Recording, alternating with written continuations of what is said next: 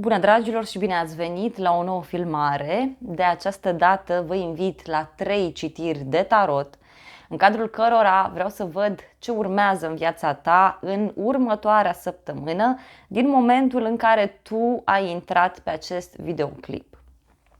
Poți să alegi un număr pentru dragoste, un număr pentru carieră și bani, un număr pentru altă persoană sau poți să asculți toate cele 3 variante și să-mi spui în final care este cea potrivită pentru situația în care tu te afli. Și avem numărul 1, cristalul gri, numărul 2, cristalul albastru, numărul 3, cristalul mov. O să te rog să alegi intuitiv și ne vedem la numărul sau la numerele alese de tine. Bine ați revenit, dragii mei, cei care ați ales cristalul gri, argintiu. Haideți să vedem ce urmează în următoarea săptămână pentru tine, ce mesaje are tarotul să îți transmită. Vreau să vedem.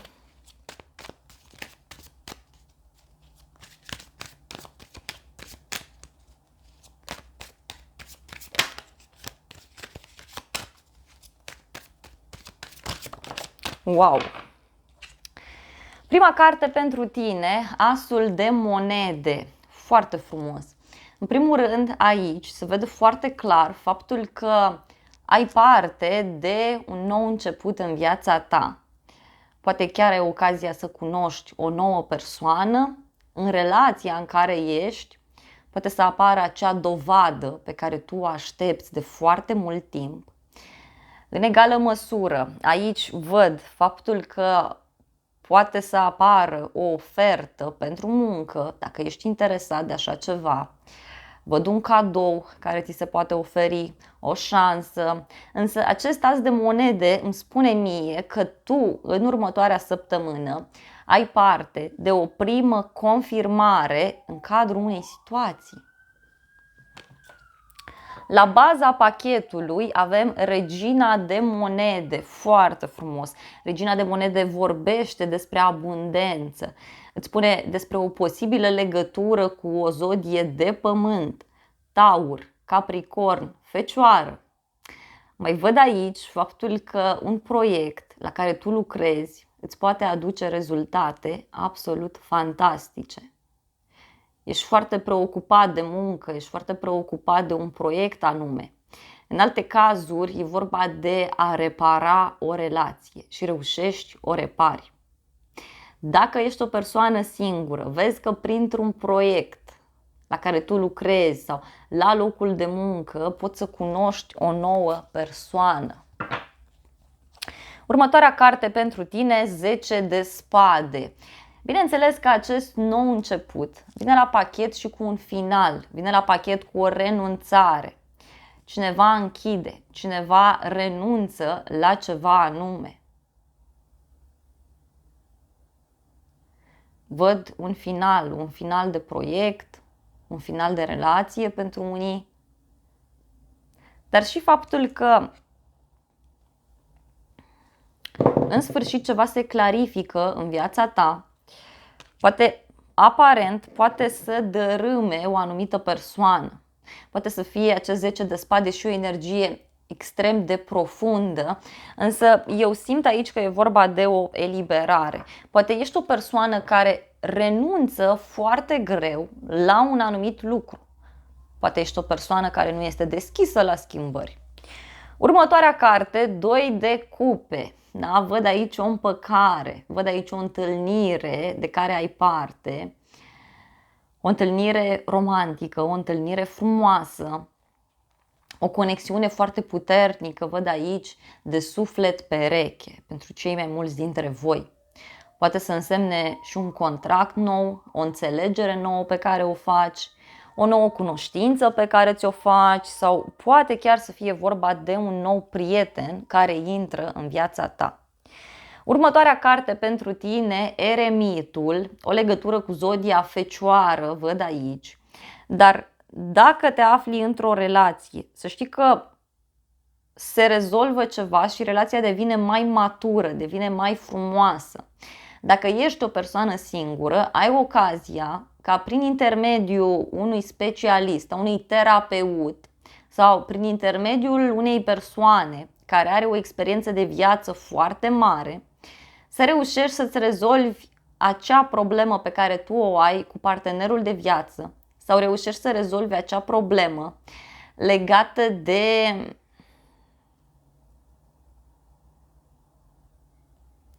inima ta, legată de iubirea pe care poate tu o porți, da, față de cineva. Mai văd aici și faptul că în sfârșit ești apreciat, în sfârșit ești foarte bine văzut și văd o posibilă călătorie sau o întâlnire, însă mai intimă, mai ascunsă, poate într-un loc mai retras. E clar aici că se discută anumite lucruri, reușești să rezolvi ceva. Dacă îți cauți un loc de muncă, acum ai ocazia să găsești, însă este foarte important să cauți. Ultima carte pentru tine, 8 de bâte, care vorbește despre un succes, despre foarte multă bucurie. Faci multe drumuri, ai o discuție aici, simți să-ți transmit, foarte importantă în această săptămână. Tot 8 de bâte poate să-ți vorbească despre o bucurie, despre pasiune, despre faptul că în sfârșit ai ocazia să comunici ceva anume, dar dacă aștepți un răspuns de undeva, să știi că acesta este pozitiv. Foarte interesant. E o săptămână în care ceva se schimbă în viața ta, dar într-un mod benefic. Dragilor, acestea au fost previziunile pentru cei de la numărul 1. Eu îți mulțumesc pentru atenție. Nu uita să te abonezi canalului, să apeși clopoțelul, apasă și butonul de like, funcții gratuite pentru toată lumea și de asemenea te invit cu drag și la un alt număr dacă vrei să mai vizionezi sau la o altă citire. Mergem mai departe.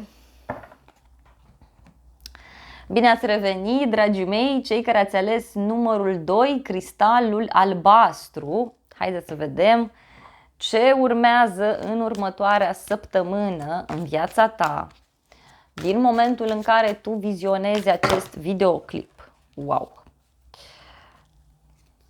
Justiția. E o decizie importantă, uite, legată de familie, legată de casă. Cineva renunță. Cineva închide o anumită etapă. Să vedem mai departe. Aici era o legătură cu zodia Balanță pentru unii dintre voi.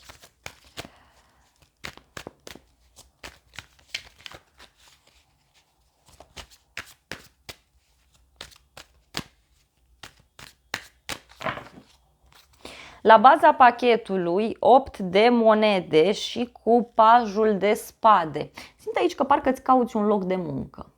În alte cazuri văd foarte intens faptul că niște secrete au ieșit la iveală sau vor ieși și te vor pune foarte mult pe gânduri, te vor determina să vrei să afli mai mult.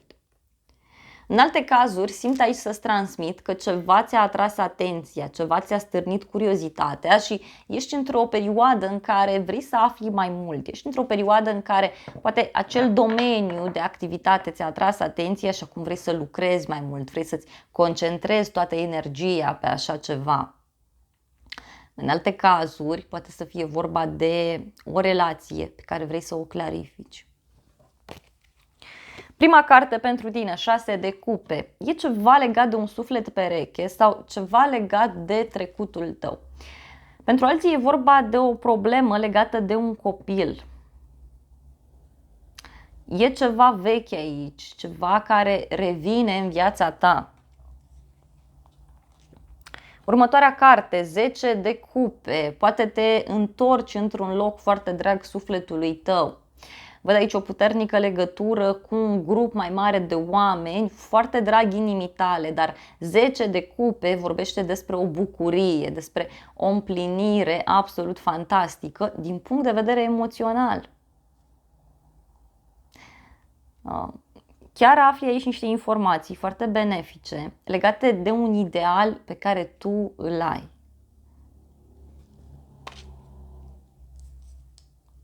Este o energie foarte frumoasă aici. Următoarea carte, Arcana Majoră Lumea. Foarte frumos.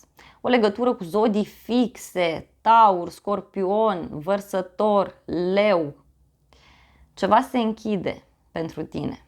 E o încheiere de karmă extrem de benefică, cu liniște, cu pace. Tot această carte vorbește despre o puternică legătură pe care o poți avea aici cu străinătatea sau cu internetul, cu zona tehnologiei. Parcă cineva se mută, cineva se relochează, se închide o perioadă toxică pentru tine. Se închide o perioadă mai puțin plăcută. Următoarea carte, Îndrăgostiții.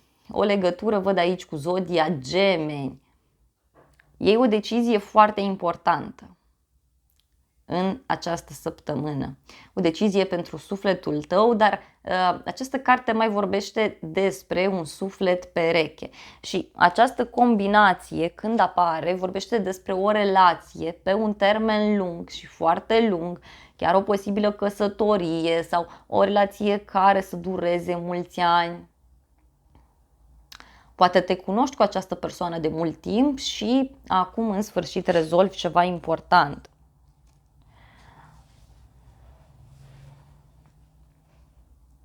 O săptămână văd aici cu multă pasiune, cu multă iubire, cu multă deschidere față de ceilalți.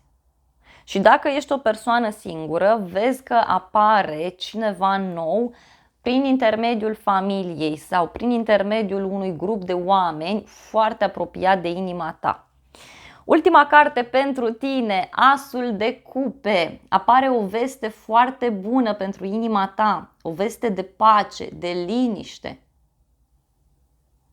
Văd multă iubire în această săptămână. Iubire din partea prietenilor, din partea familiei, din partea persoanei iubite, dar cei care sunteți singuri aveți ocazia foarte mare să cunoașteți o nouă persoană sau să se întoarcă cineva din trecut.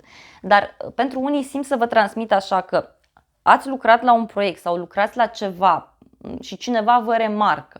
Da? La locul de muncă, cineva aude de tine și vrea să-și ceară un serviciu sau vrea să-și ceară ajutorul, dar în egală măsură vrea să se și apropie de tine. Se face pace într-o relație, se rezolvă ceva, deci este o citire extraordinar de frumoasă.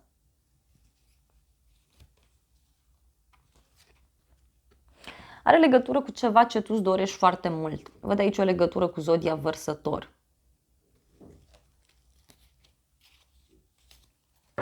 Foarte frumos. Dragilor, acestea au fost previziunile pentru cei de la numărul 2. Eu îți mulțumesc pentru atenție. Nu uita să te abonezi canalului, să apeși clopoțelul, apasă și butonul de like, funcții gratuite pentru toată lumea și de asemenea te invit cu drag, dacă vrei, și la un alt număr sau la o altă citire. Îți doresc să ai parte de o zi sau de o seară cât mai frumoasă.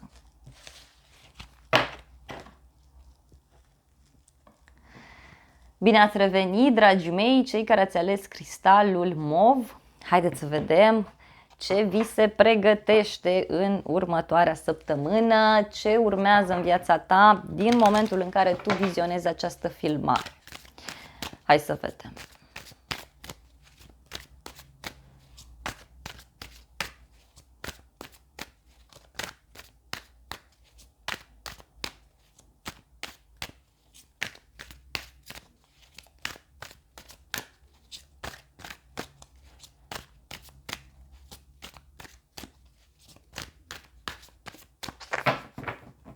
La baza pachetului pentru tine este cartea 4 de spade, care îmi spune că treci printr-o perioadă în care ești puțin indecis.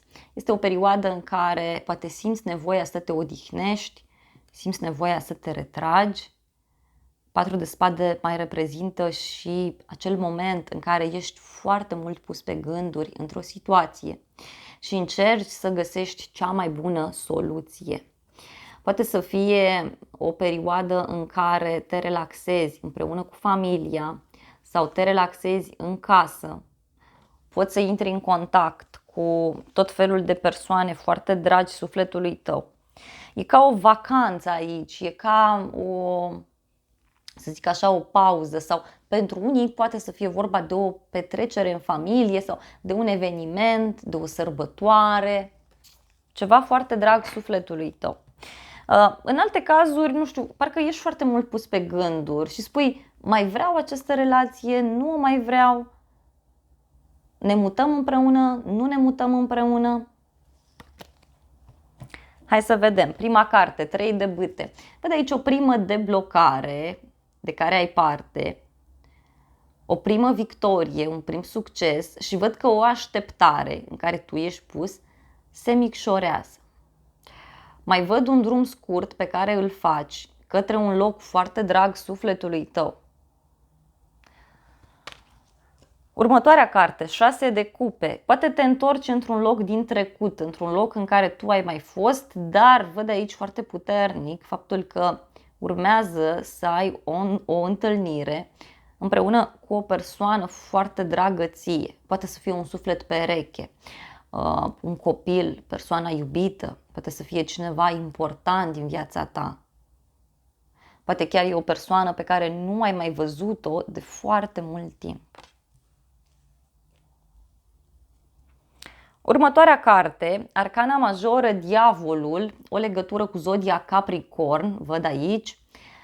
În unele cazuri, cred că e vorba de o atracție foarte puternică dintre tine și o anumită persoană sau o atracție foarte puternică pe care tu o simți de mult timp în legătură cu acel domeniu sau simți tu că ceva nu este în regulă la locul de muncă sau într-o relație anume. Diavolul vorbește de lucruri toxice, de frică, de panică, dar vorbește în egală măsură și de o persoană care te fascinează, pur și simplu, doar cu simpla ei prezență.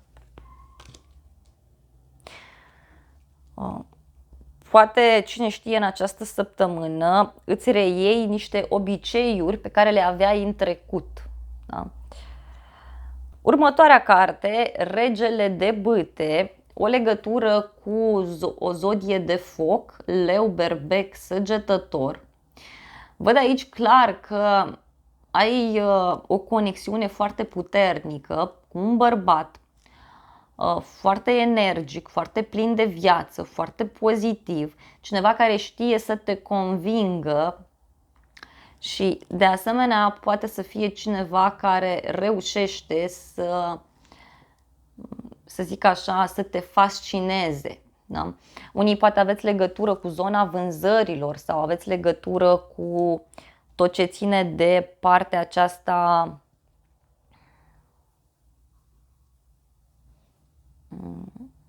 de convingere. Da? Văd foarte multă pasiune, ori într-o relație, ori ești foarte atras de ceva anume. Da? Reușești să negociezi ceva sau reușești să convingi o anumită persoană de un anumit lucru. Ultima carte pentru tine este Regele de spade.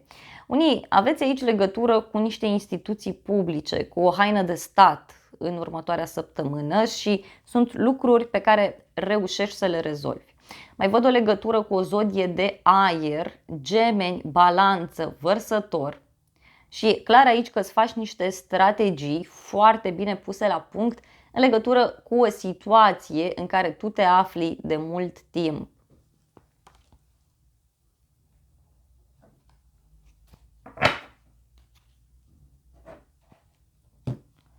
Parcă vine cineva și îți oferă un sfat în legătură cu o situație în care tu nu știi cum să acționezi și acel sfat e posibil ca inițial să nu-ți placă sau chiar să te pună pe gânduri, iar apoi totuși să-ți clarifice în minte cum anume stau lucrurile și să iei decizia cea mai bună. Da? Pentru bărbați, atenție la un rival, da? Atenție la cineva care nu are gânduri foarte, foarte pozitive. Iar în unele cazuri, unii puteți să auziți de un concediu, ori voi vă luați concediu, ori e cineva care vrea un concediu, vrea o vacanță. Bun, dragilor, acestea au fost previziunile pentru cei de la numărul 3. Eu îți mulțumesc pentru atenție. Nu uita să te abonezi canalului, să apeși clopoțelul, apasă și butonul de like. funcții gratuite pentru toată lumea și de asemenea te invit cu drag și la un alt număr dacă vrei să mai vizionezi, dar te invit cu drag și la o altă citire. Îți mulțumesc frumos pentru atenție și îți doresc să ai parte de o zi sau de o seară cât mai frumoasă. Dragilor, acestea au fost previziunile pentru toată lumea. Eu îți mulțumesc încă o dată pentru că mi-ai fost alături și îți doresc să ai parte de o săptămână cât mai frumoasă.